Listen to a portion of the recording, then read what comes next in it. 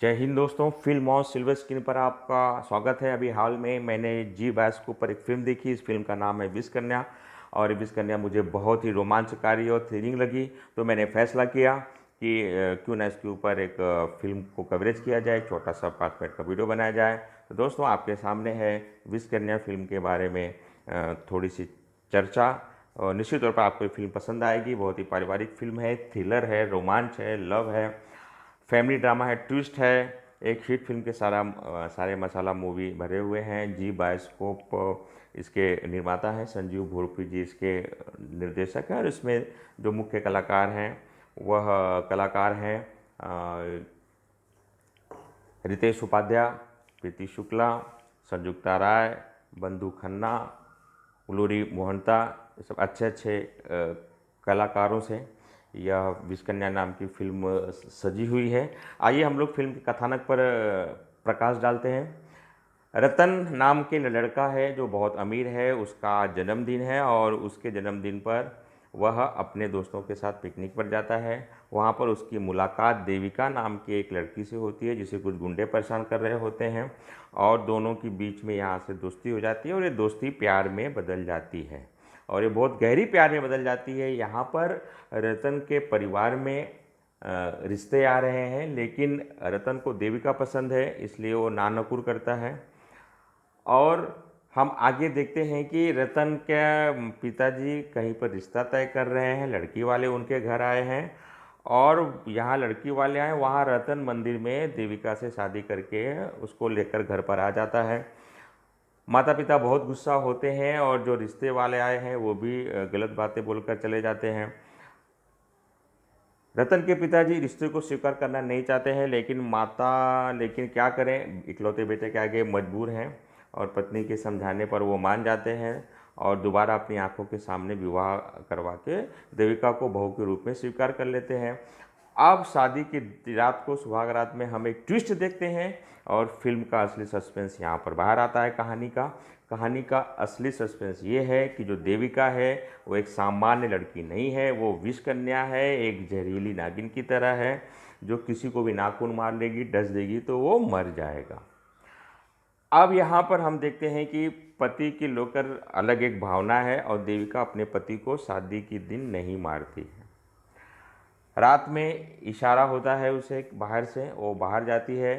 तब कहानी का एक और ट्विस्ट सामने आता है कि देविका की माँ ने आत्महत्या की थी और इस आत्महत्या के कारण ये था कि रतन के पिता, देविका के पिता बहुत अच्छे मित्र थे और वो इतने अच्छे मित्र थे कि दोनों ने फैसला किया था कि लड़का होगा लड़की होगा तो दोनों की शादी कर देंगे और अलग अलग दिशा में चले गए। कहानी आगे बढ़ी, हम देखते हैं कि जो गरीब रह गया उसके यहाँ बेटी हुई, जो अमीर हो गया उसके यहाँ बेटा हो गया।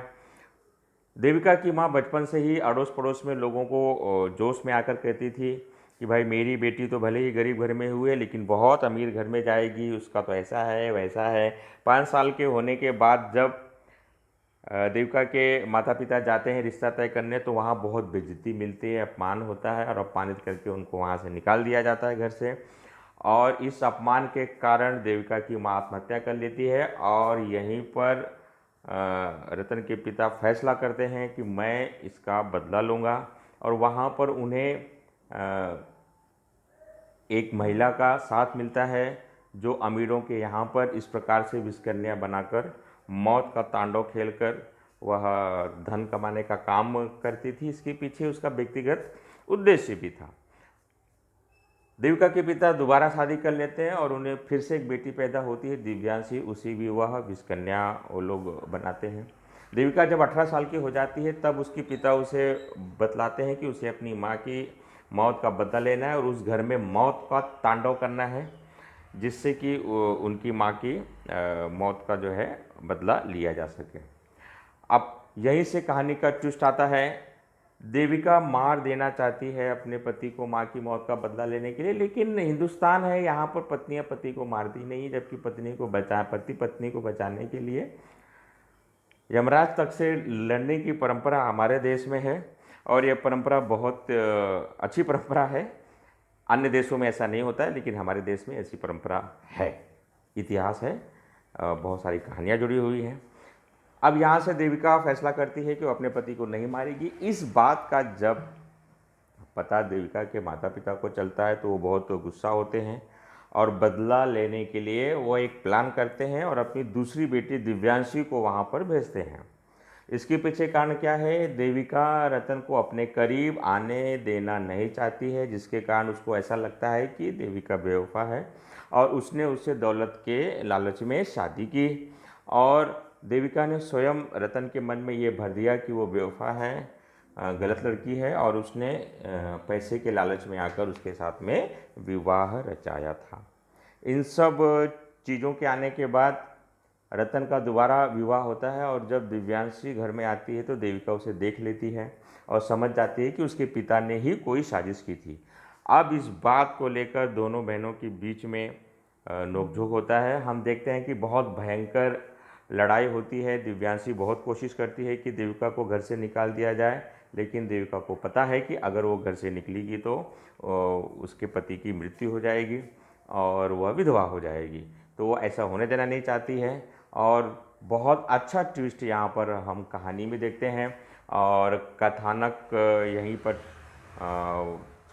एक्शन के बाद हम देखते हैं कि रतन को मारने के चक्कर में दिव्यांशी की मौत हो जाती है और देविका के माता पिता जब आते हैं मौत का तांडव करने के लिए, तब उन्हें पता चलता है कि उनकी बेटी की मृत्यु हो गई है और बदले की भावना ने ही उसे ये सब काम करवाया है। कहानी के अंत में हम देखते हैं कि देविका के माता पिता को भी गलती का एहसास हो गया है कि अपने व्यक्तिगत बदला लेने के लिए उन्होंने अपनी दोनों बेटियों को जहरीला बना दिया, विषकन्या बना दिया और अपने स्वार्थ के चलते उनके जीवन को कष्ट में बना दिया। इस प्रकार से एक हैप्पी एंडिंग होता है।